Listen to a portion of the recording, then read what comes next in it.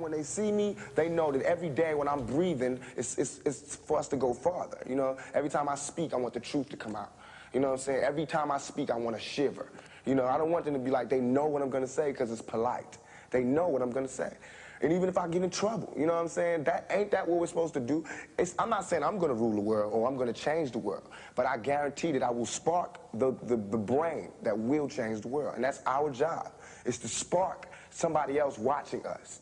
We might not be the ones, but let's not be selfish, and because we're not going to change the world, let's not talk about how we should change it. I don't know how to change it, but I know if I keep talking about how dirty it is out here, somebody's going to clean it up.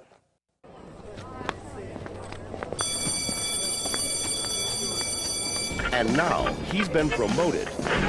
His job, principal. What's going on, guys? This is Uche Njoku. Man, every time I'm on this mic, my voice gets immediately raspy. But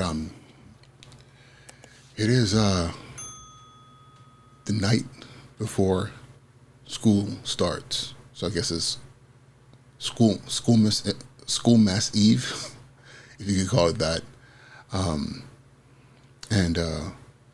Yeah, I jumped into bed. I got home really, really late, and it was a very long day. And jumped right into bed, and I've been tossing and turning. Right now it's about 10:33 p.m. And I figured if I can't go to sleep, I might just go ahead and record a video. But a lot of things happened today, and in the world of being an educator and being a school leader. And I'm like, you know what? I always have experiences that I believe could be learning points for other people who are working towards or starting careers in this field of leading schools. But I'm going to work backwards. Right before I went on, I got a text message from a teacher who I hired, the better part of five years ago, actually. And a young man, his mother is a veteran school leader who had retired, and he was applying for his first job, as an educator, and I hired him. I love his energy. I have a tendency to love educational legacies, those who are like, they were children of teachers, and those who part of their story was, they spent time in their parents' classroom and can tell stories about how they would help in setting up classrooms and, be at parent-teacher conferences. And he had all those stories. And I've had a couple of hires who were in that space. And I respect them because I respect educators and the challenge of doing the work and also being a parent. So I hired this young man, and he spent, I believe, a year with me. And it was great. But an opportunity came up. And that opportunity was, I believe he got to coach baseball and teach at another school. And my school's a middle school, and he had played college ball. I think he might have played some semi-pro ball. I'm not sure about that or remember. But I knew he was passionate about baseball. And when the time came, he was kind of like, I hate to do this. And I was like, dude, go for it.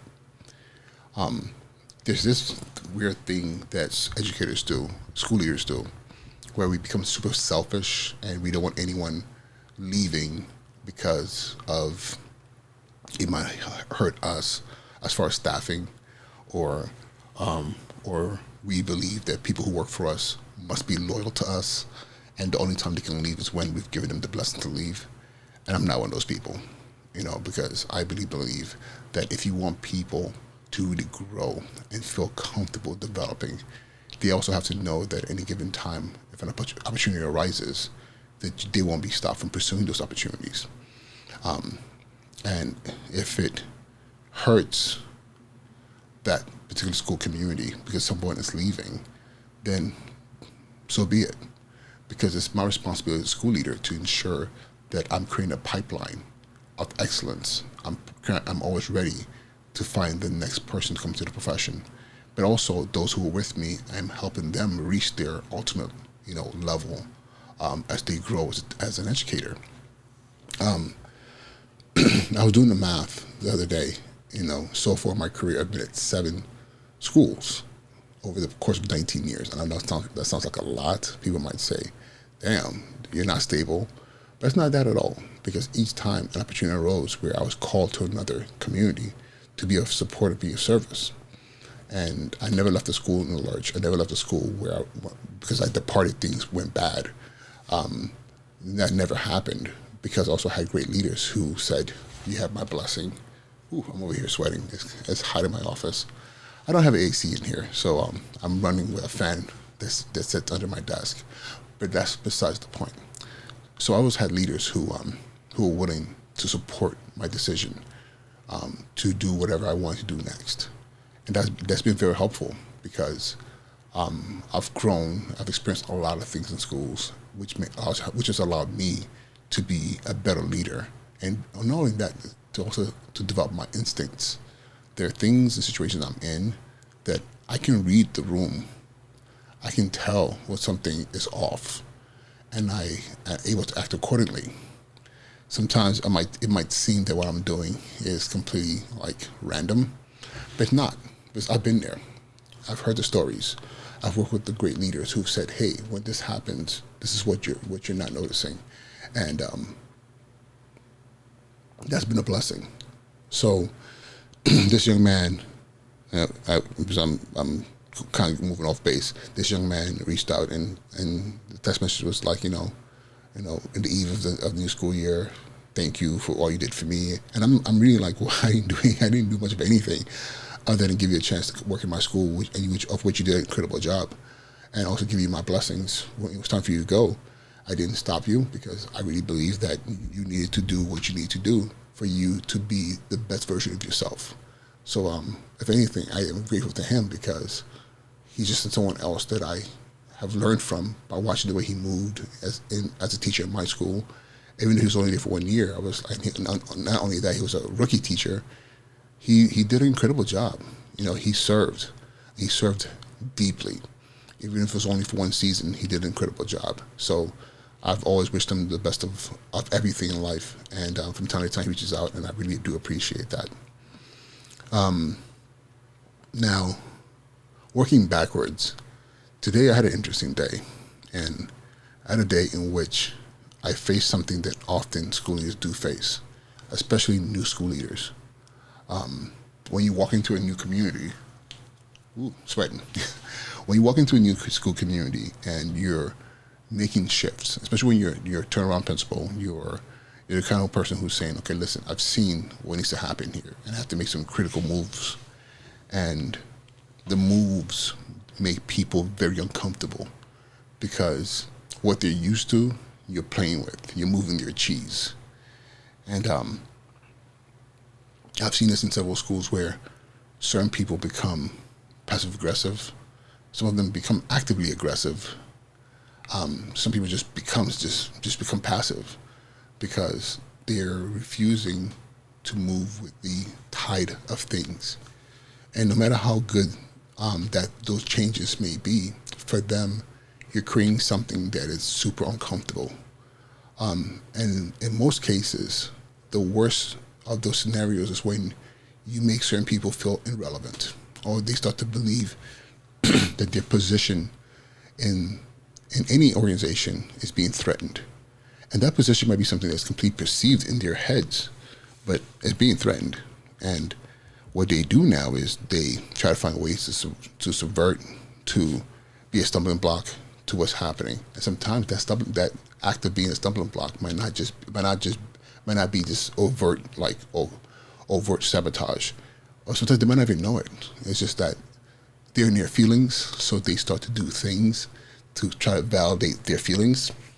And I had that happen, over the past 24 hours, where something was brought to me that was complete nonsense. And if anything, I saw it for what it was. It was a complete distraction. And I'll be honest with you, in the midst of me being hyper-focused on what needs to happen, I shut it down immediately. Shut it down. I was like, we're not doing that. I'm not going to spend time addressing something that's complete nonsense.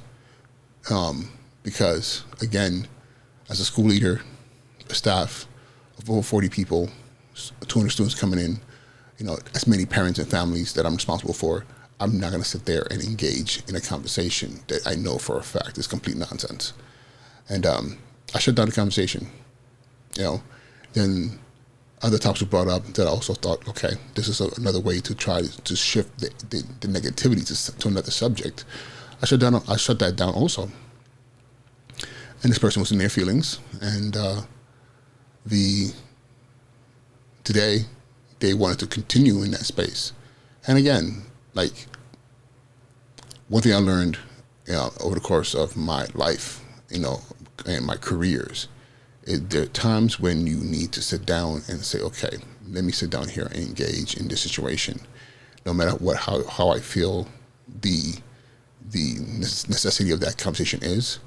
But there are other times where you just have to shut it down completely and accept whatever comes with that.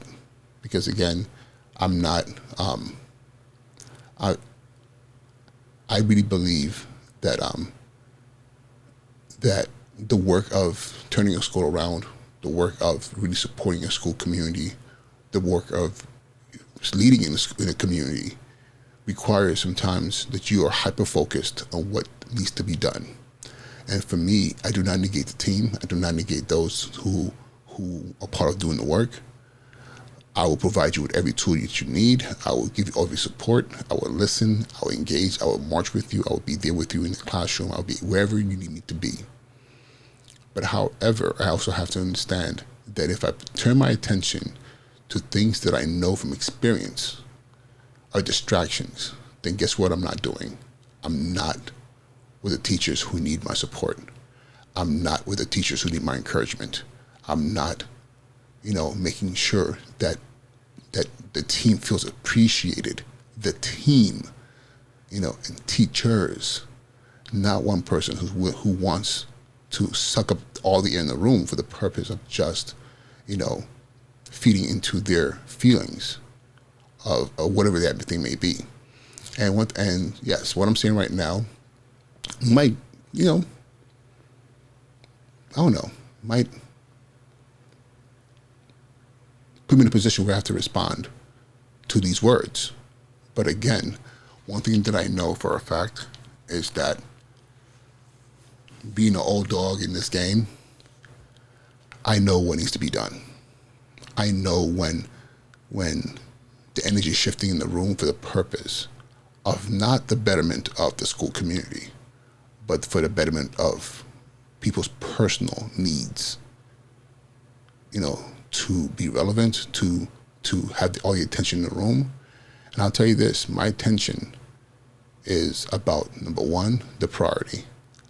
The children who have been brought to our school and whose parents are trusting that we're going to do everything that we can to support them so they are given the best possible, highest level of education to prepare them for high school, college, and beyond, or whatever happens next for them.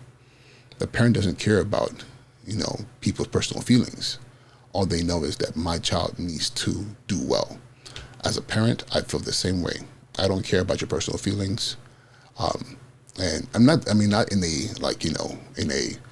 narcissistic kind of way, but when those personal feelings are interfering with your primary responsibility and what you're being paid for and what you've committed yourself to doing, it's a problem.